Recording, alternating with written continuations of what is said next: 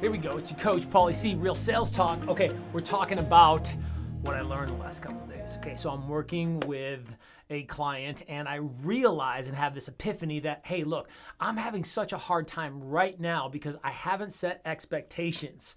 Okay, what happened? I didn't really have the type of buyer consultation needed. How about this? Moment of transparency.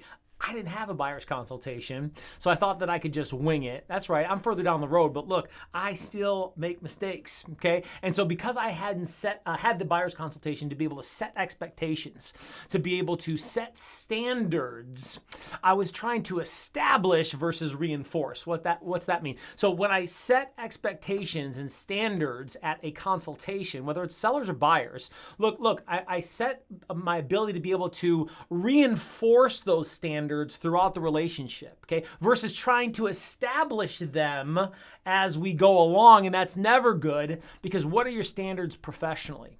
What are your standards personally when you deal with conflict so that you can keep yourself between the lines, personally and professionally, emotionally, administratively, right? So that you can have better relationships. At the end of the day, look, it's about better relationships. It's about being in relationship because real estate's about relationships. But to have better relationships, what are your standards personally and professionally to be able to come back to and reinforce those values and those standards versus trying to establish them along the way? It's never better. It's always, look, that's why it's so important to be able to have first dates. First dates are that buyer consultation, that listing presentation. It's easy when you're listing property, but when you're working with buyers, we forget sometimes and we get caught up in the flow, and next thing you know, we're trying to play catch up.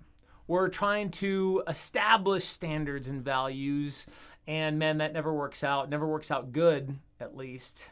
What are your standards personally and professionally? Think about what's hurt you recently on not having standards or having low standards. Where do you need to establish standards or raise your standards in your business?